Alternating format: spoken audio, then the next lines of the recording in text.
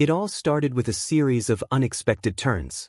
I had been following the case closely from the beginning, but things really began to take a turn when the investigation shifted toward Sheriff David. We had always known about his shady past. Rumors had always swirled about his extramarital affairs, and whispers of paternity cases he had somehow managed to sweep under the rug. But this was different. The evidence that began to surface painted a much darker picture. David had always been a commanding presence in the town, a figure that demanded respect. But the deeper we dug, the more his veneer of authority began to crack. The sheriff had an ego, no doubt about it, and it was one of the things that had made him so successful in keeping his secrets. His charm had a way of making people look the other way when he misstepped. But when the team started piecing things together, his history with women, the mysterious disappearances, the records that had been conveniently lost or altered, it was clear that David had more than one skeleton in his closet. Then came Lauren Foster. She had been a fixture at the police station for as long as I could remember. A dispatcher, but more than that, a woman who was always at the heart of things. Lauren wasn't just a cog in the machine. She was a silent observer, a keeper of secrets. Most people didn't realize the power she held, but I had seen it. Lauren knew everyone's business, and it was a game for her. But there was something more sinister at play, something even I hadn't anticipated. The investigation revealed that Lauren had been harboring a long-standing crush on David, something that had gone unnoticed for years. The nature of her feelings wasn't entirely clear at first. At first, it seemed innocent enough, just another small-town infatuation. But as we started pulling at the threads of her correspondence, her emails, once innocent, started to turn into something else entirely. There was a level of obsession, an intensity to her words that felt almost obsessive. And then there was the jealousy. Lauren had never been a woman to let her feelings slip. She kept everything tight inside, a carefully maintained facade of professionalism. But behind the dispatch desk, her emotions were beginning to spill over. The emails started to get darker, more possessive. At first, she wrote about her admiration for David, how he was everything she ever wanted. But then there was the shift. She began to show signs of anger. And then it became clear, she wasn't just admiring David from afar anymore. She was deeply envious of Catherine, the woman who had caught his attention. Lauren knew about the affair. How could she not? She was a part of the small town's pulse, and every whisper, every bit of gossip, seemed to reach her.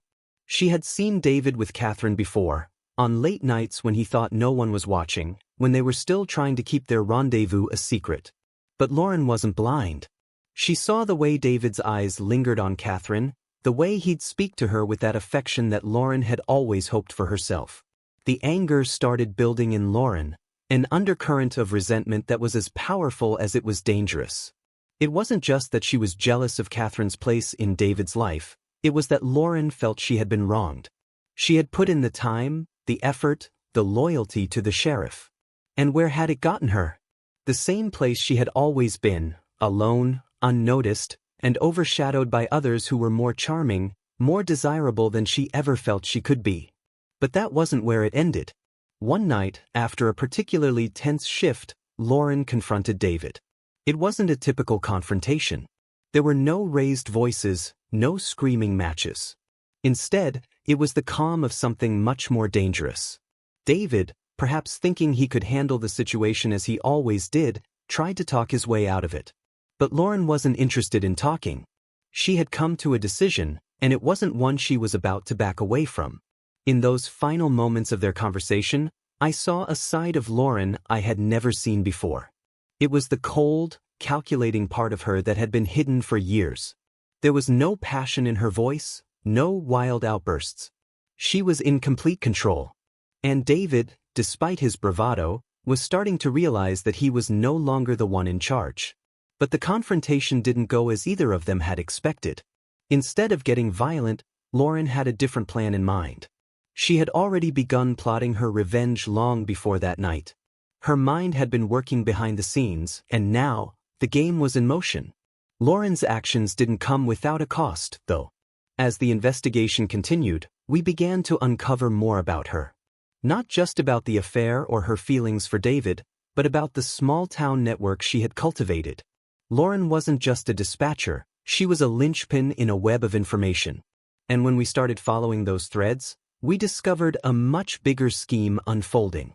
Lauren had been feeding information to outsiders, people who shouldn't have had access to the police department's confidential files. It wasn't just her affair with David or her obsession with revenge that was driving her, it was money. She had been paid for information, selling police secrets to the highest bidder. I had always thought Lauren was an innocent bystander, someone who simply had too much time on her hands and let her emotions get the better of her. But I was wrong. She wasn't just a victim of circumstance, she was an active participant in a much larger, more insidious plot. As the pieces of this complex puzzle started to come together, the investigation began to uncover even more disturbing details. Lauren had gone to great lengths to cover her tracks. She had tampered with evidence, misdirected investigators, and even gone so far as to plant false leads to confuse anyone who was getting too close. She wasn't just playing a game of cat and mouse, she was orchestrating the entire investigation, pulling the strings from the shadows. The more we uncovered, the more I realized just how far Lauren had been willing to go. She had manipulated every situation, every interaction, to her advantage. She was dangerous, more so than anyone had ever suspected. And the worst part was she had made sure no one saw her coming. Everyone trusted her. Everyone thought she was just the quiet woman behind the dispatch desk, someone who kept the town running smoothly. But in reality, she had been playing everyone for fools. By the time we realized the full scope of her actions, it was too late to stop everything from unraveling. The sheriff, still at the center of the investigation, had no idea just how deep Lauren had dug her claws into the situation. David was still convinced that he could talk his way out of it, that his charm and power would shield him from the consequences. But the truth was his time was running out. And so was Lauren's. It became clear that we weren't just dealing with one person's mistakes anymore. We were dealing with a web of lies, betrayal, and corruption that reached far beyond the sheriff's office. And in the center of it all was Lauren, calculating, clever, and more dangerous than anyone could have imagined. The investigation had only just begun, but one thing was certain: the town would never be the same again. As the days passed, Lauren's behavior became more erratic, more unsettling. People began noticing the change in her. The once calm and composed dispatcher who had been the silent observer at the police station now seemed distant, agitated. Her interactions with colleagues grew tense, and she withdrew from everyone she once worked with. But it wasn't just her demeanor that began to raise alarms, it was her actions too. After learning of David's affair with Catherine, Lauren's demeanor shifted from hurt and jealousy to something far more dangerous. She stopped hiding her feelings. The emails had been bad enough, but her social media presence became a whole new problem. It was as if she was unraveling in public, airing her grievances for everyone to see. At first, her posts seemed like vague, bitter rants. But as time went on, they became more pointed, more specific. It was clear she wasn't just venting about her personal situation, she was making a statement. One particular post stood out. It was a long, rambling message, filled with anger and hatred, aimed directly at Catherine. She wrote about how David had used her, discarded her, and how Catherine was nothing but an obstacle in her way. But what really caught people's attention was the admission buried in the middle of the post. "I hate her. I hate that she's pregnant. She'll ruin everything. And David will never see it coming." It wasn't just a rant, it was a confession. In one moment, Lauren had spilled the depths of her rage. The whole town was already aware of the affair, but now they had something else to worry about. Catherine's pregnancy. Lauren had gone from a woman scorned to someone who seemed willing to destroy anyone who stood in her way. The authorities had been monitoring her posts, trying to make sense of her mental state, when things took a darker turn.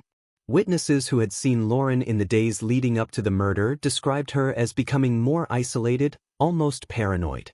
She no longer interacted with the community, and when she did, it was with an aggression that people hadn't seen before. If anyone spoke about David or Catherine in her presence, she'd grow visibly tense, her eyes flashing with anger.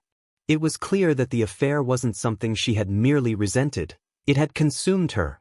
Things started to connect in ways no one had expected. The murder had occurred just days after Lauren's most venomous social media post, and the details of the crime were too coincidental to ignore. Catherine had been found dead in a remote part of the town, and though the crime scene was carefully staged to look like a robbery gone wrong, there were too many signs that it wasn't a random attack. The breakthrough came when we started looking at the CCTV footage. The footage from the night of the murder showed something that made my stomach turn. Lauren's car was seen leaving the area near the crime scene just a short time before Catherine's body was discovered. We hadn't initially considered her as a suspect. Her connection to the murder seemed tenuous at best. But the more we analyzed, the more things didn't add up. Lauren had been seen leaving the station around the time Catherine was killed, and the direction her car had taken matched the route that would lead to the location where the body was found. But there was more. We found traces of hair and fibers in her vehicle, fibers that matched those found at the crime scene. It was an unmistakable connection.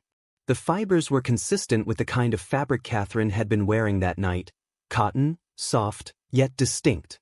And the hair, though not a perfect match, was of the same color and texture. There was no longer any doubt in our minds. Lauren had been involved in Catherine's death. The further we investigated, the clearer it became that this was no spur-of-the-moment crime. This was calculated. Lauren had planned it. She had been watching Catherine, following her, and when the opportunity came, she took it. But how had she managed to get so close without anyone noticing? We spoke to people who had interacted with Lauren on the night of the murder, and their statements only raised more questions.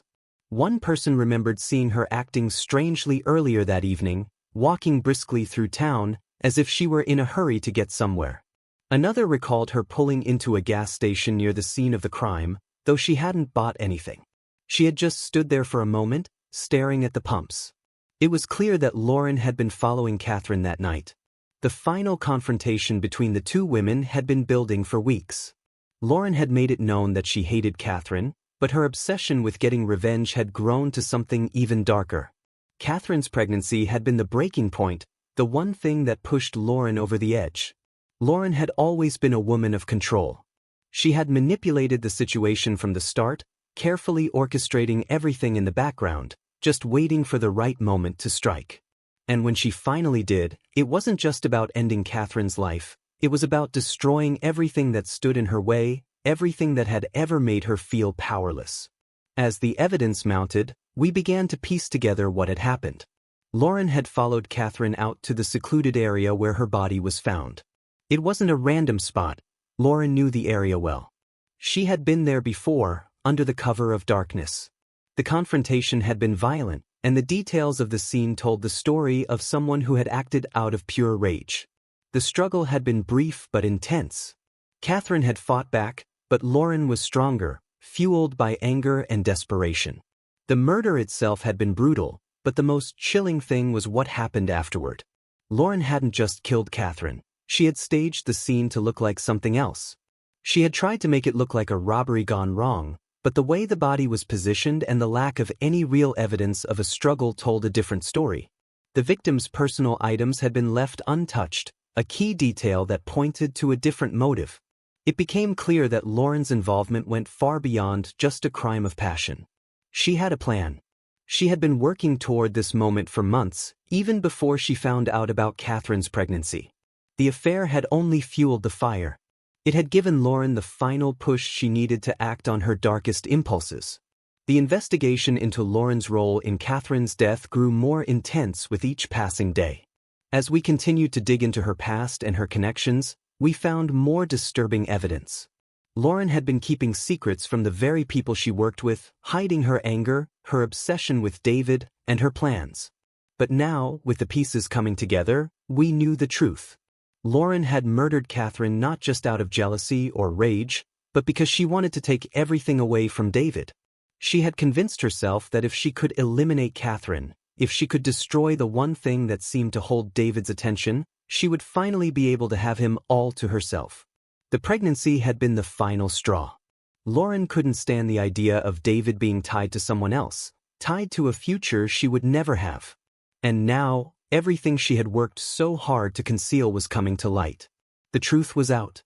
And no matter how much she tried to cover it up, no matter how hard she fought, There was no escaping the consequences of what she had done.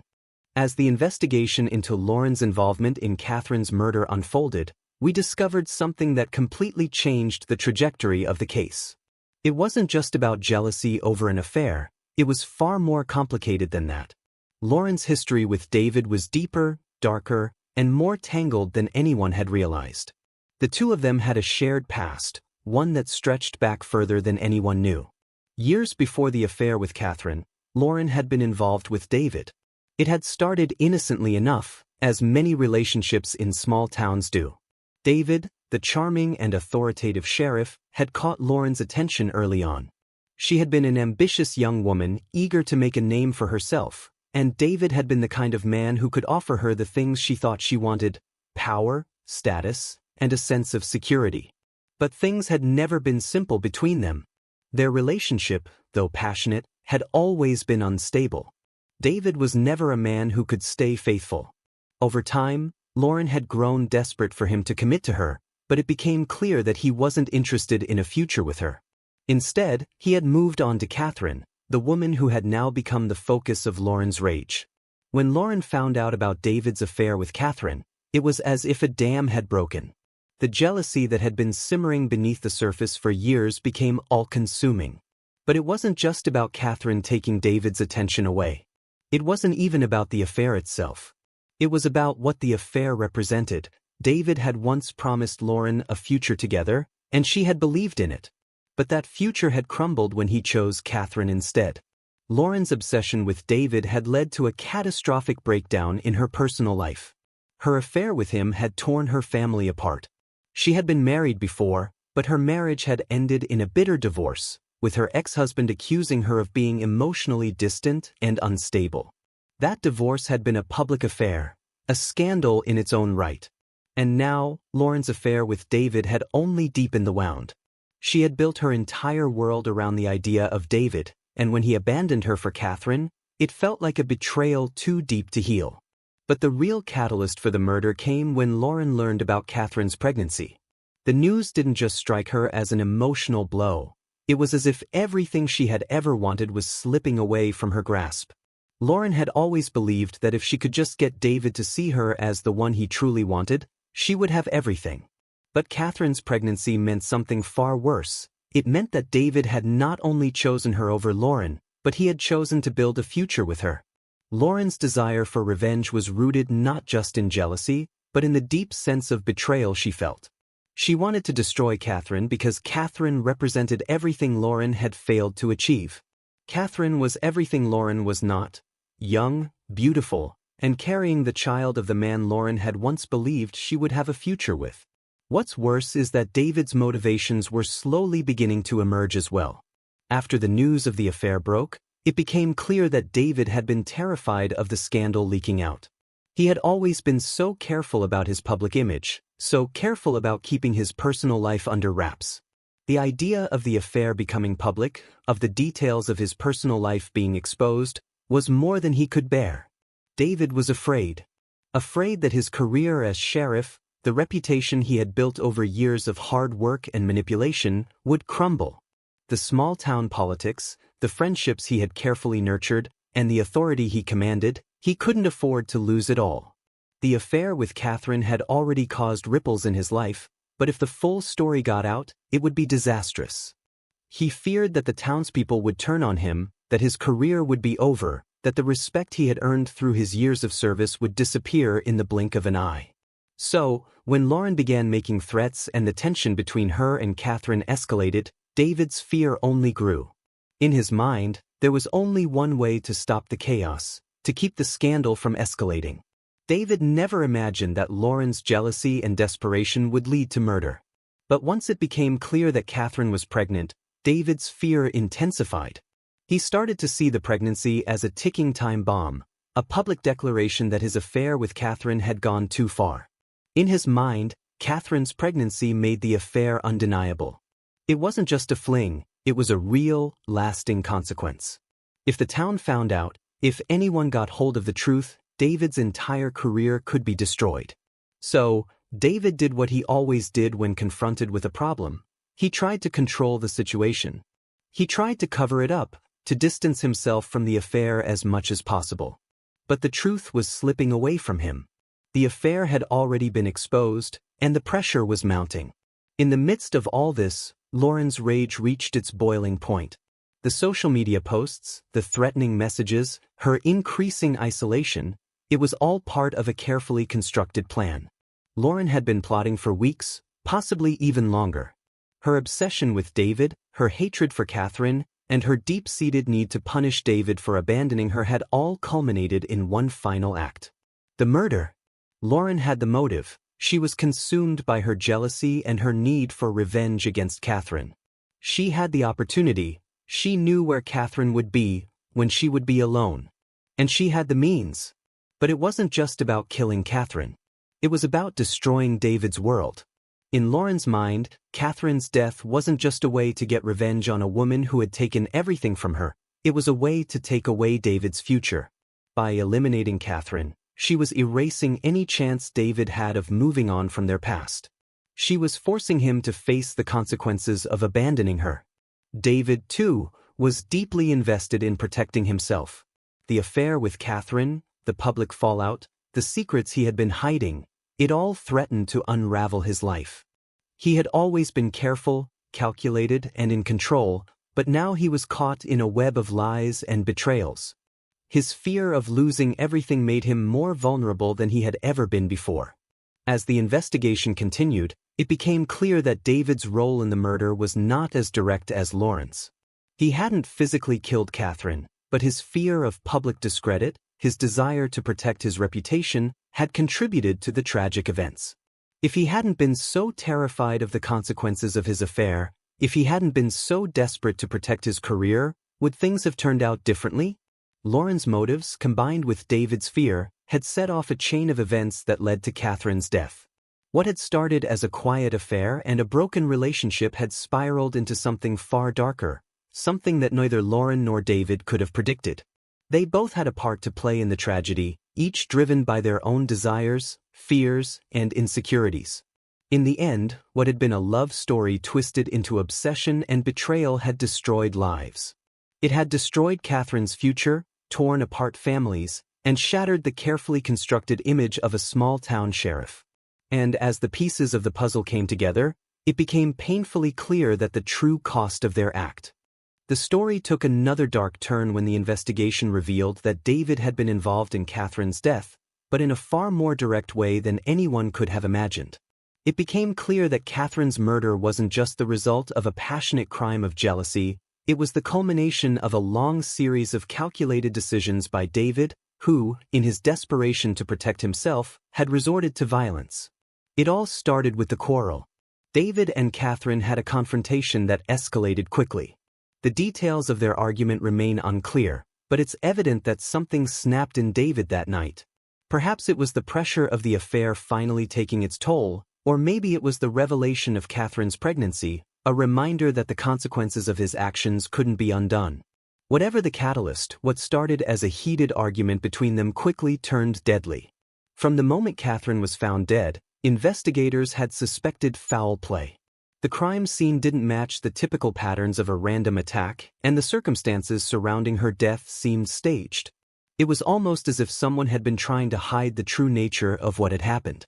But the truth wasn't going to stay hidden for long. David had attempted to frame Catherine's husband, Adam, for the murder. It was a classic move, one that many criminals resort to when they realize the heat is on them. David, ever the manipulator, had known that Adam and Catherine had been having marital issues. There were rumors in town about Adam's temper, about fights they had been having behind closed doors. David knew that if he could plant enough evidence to point the finger at Adam, he might escape the scrutiny, at least long enough to distance himself from the murder. But David underestimated the investigators and overestimated his ability to manipulate the situation. At first, it looked like the plan might work. Evidence was found that seemed to point toward Adam. His fingerprints on a weapon that could have been the murder weapon, his car seen near the crime scene, and even a few unsubstantiated rumors about his violent behavior. But as the investigation unfolded, it became clear that something didn't add up. The forensics team had been thorough, and they started to notice inconsistencies in the evidence. The blood spatter at the crime scene didn't match the theory that Adam had been the attacker. The marks on Catherine's body didn't align with the weapon David had planted. Even the trajectory of the shots, the way Catherine had been positioned, all pointed to someone else. But the most damning piece of evidence came when we started looking at the security footage from around the time of the murder. The footage was grainy, but there was no mistaking what it showed. David's car, not Adam's, had been spotted leaving the area close to the time Catherine's body was found. Not only that, but the footage from a nearby convenience store showed David buying cleaning supplies, something that raised more than a few eyebrows. David had tried to cover his tracks, but his desperation betrayed him. The investigators pieced together his movements, retraced his steps, and began to realize that he had been trying to stage the murder to look like something it wasn't. The most telling sign came from the forensic analysis of the hair and fibers at the scene, which, after further testing, were found to match David's. That was the final piece of the puzzle. The pressure mounted on David as the evidence against him piled up. As more details emerged, it became clear that his motive had been far more than just the affair. David feared that Catherine's pregnancy would expose him, ruin his career, and destroy the life he had carefully built. His actions were driven by the need to protect himself, by any means necessary. But no amount of manipulation could change the facts. In March 2023, the trial began. It was a case that shook the town to its core. David, once a beloved figure in the community, was now sitting in a courtroom, his reputation in ruins. The evidence was overwhelming. There was no denying that David had killed Catherine. His defense tried to argue that the evidence was insufficient, that there were too many uncertainties in the forensic analysis, and that Adam could still have been responsible. But the jury wasn't convinced. David's defense team put up a fight, but in the end, the case against him was undeniable. The forensics, the security footage, the witnesses who had seen him acting strangely in the days leading up to Catherine's death, all of it pointed directly to him. There was no escaping the truth. The jury deliberated for hours, but it was clear that the outcome was inevitable. David had taken a life, and he had tried to cover it up in the most elaborate way he could. His attempts to frame Adam only added to the gravity of his crime. He hadn't just killed Catherine in a moment of rage. He had planned it, executed it, and then tried to manipulate the investigation to save his own skin. When the verdict was read, the room was silent. David was found guilty of first-degree murder. The weight of the conviction hung in the air like a storm cloud. There was no joy in the courtroom, only a sense of finality. The man who had once been in control of so many lives, the man who had wielded his authority like a weapon, was now facing the consequences of his actions. David's sentencing was swift. He was handed a life sentence without the possibility of parole. It was a sentence that seemed fitting for a man who had lived a life built on lies, manipulation, and control. He had destroyed Catherine, he had tried to destroy Adam, and in the process, he had destroyed himself. For David, the walls were closing in. His world, once filled with power and prestige, had crumbled in the face of his own greed and fear. The trial had revealed him for who he truly was, a man who would do anything to protect his reputation, even if it meant taking another life. As he was led out of the courtroom in handcuffs, there were no cheers or shouts of victory, only a heavy, oppressive silence. The case had been a tragedy from the start, and now, with the truth exposed, the town could only begin to heal from the wounds David had inflicted. But for some, the scars would never fade. In the end, it wasn't just Catherine who had lost her life, it was David as well. He had killed her with his own hands, but it was his fear and selfishness that had truly destroyed him. The man who had once been the sheriff, the man who had controlled so much, had lost everything. And all that remained was a life sentence in a prison cell, a stark reminder that the cost of greed, jealousy, and power is often far higher than anyone can imagine. When David was arrested and the full weight of his crimes became clear, it shook the town to its core. The once untouchable sheriff, a man who had stood as a symbol of authority and respect, had now been exposed for what he truly was. It was hard for the townspeople to come to terms with what had happened. In a place where everyone knew everyone, where relationships were built on trust and reputation, the fall of Sheriff David was nothing short of a scandal. The reactions were mixed, and for months after his arrest, the town of Lamia was divided. Some still clung to the image of the man they had once respected, the man who had served as sheriff for so long, who had protected the town and helped shape its identity. These were the people who refused to believe the worst about David, who found it hard to reconcile the image of the confident, authoritative sheriff with the brutal murderer he had become. For them, it was a tragedy of sorts. More than just the death of Catherine and the lies David had told, it was the death of a man they thought they knew. They were torn between pity for a man who had once been their protector and disbelief at the shocking turn his life had taken. But there was also a growing sense of anger and frustration. Many others saw David's fall from grace as a just end, an inevitable consequence of his actions. To them, the man who had betrayed the trust of the community, who had allowed his position of power to corrupt him, deserved to pay for what he had done. They were enraged by the way David had manipulated the investigation, attempted to frame an innocent man, and ultimately caused the death of Catherine and the turmoil that followed. For them, there was no room for sympathy. The damage David had done was irreversible, and the justice system had finally caught up with him. Lamia had never been so divided, and the conversations surrounding David's arrest and subsequent conviction were endless. People couldn't stop talking about him, whether it was out of disbelief, anger, or genuine sadness. David had been a fixture in their lives for so long, and now that he was gone, it left a void, one filled with complex emotions. Some missed the stability he had once provided, while others felt a sense of relief, knowing he was no longer a threat.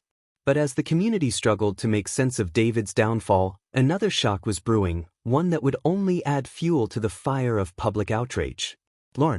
Lauren, after everything that had happened, had somehow managed to remain a central figure in the story. Though she had played a significant role in Catherine's murder and her life had become irrevocably intertwined with David's dark legacy, it was her actions after the murder that shocked the town even further. It wasn't just her obsession with David or her involvement in the crime, it was what came next. After David's imprisonment, Lauren had gained custody of Catherine's son, a child who had now lost both his mother and the life he had once known. The town watched, stunned, as Lauren, once an employee of the police department, a woman who had been involved in one of the most horrifying crimes in the town's history, became the boy's legal guardian. People were torn about this decision. On one hand, there were those who understood that Lauren, by law, had the right to care for the child, especially since Catherine's family had been absent and unwilling to step forward.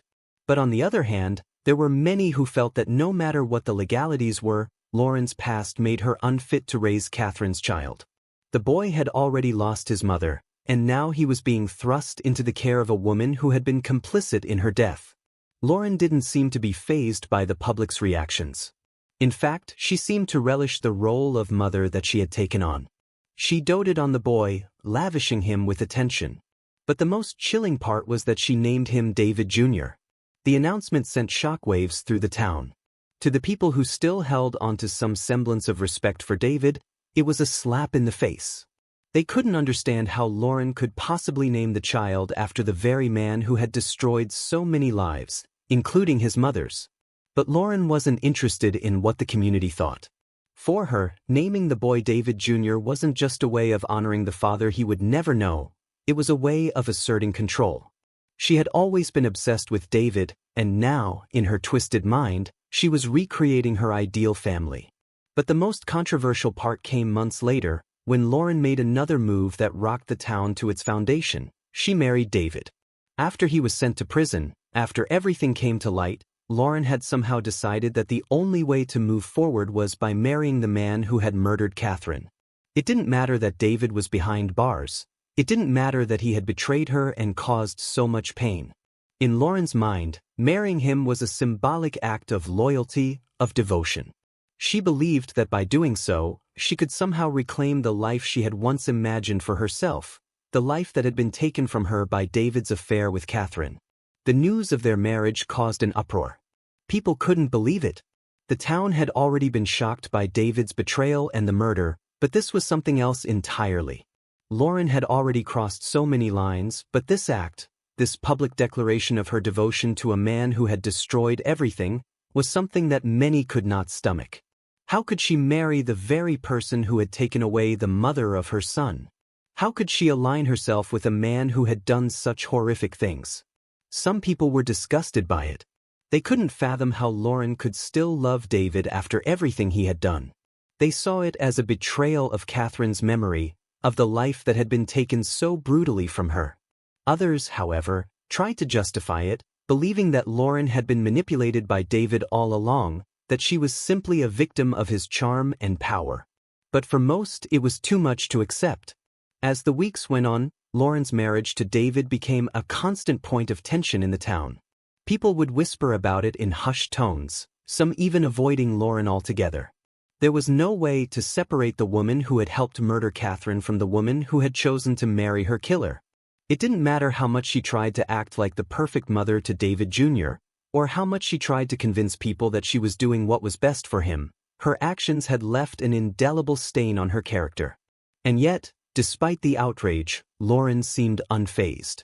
She continued to live her life, raising her son, caring for him, and showing up in public with the same cold detachment that had defined her from the start. The town had long since given up on seeing her as the sweet, harmless dispatcher they had once known. To them, she was now a symbol of something far darker, an obsession gone horribly wrong. As for David Jr., the boy who had become the centerpiece of Lauren's twisted vision of family, he would grow up in a world that was forever marked by the choices of those who were supposed to protect him. His mother's death, his father's imprisonment, and the woman who had taken them all down, a woman who now saw herself as the boy's sole caretaker, would haunt him for the rest of his life. And Lamia? The town would never be the same. The fallout from David's actions, from Lauren's role in the murder, would linger for generations. It wasn't just about the loss of a respected sheriff, it was about the loss of innocence, of trust, and of the very fabric of a community that had once seemed untouchable. Now, no one would ever see Lamia the same way again. The darkness that had fallen over it was a stain that would never fully wash away.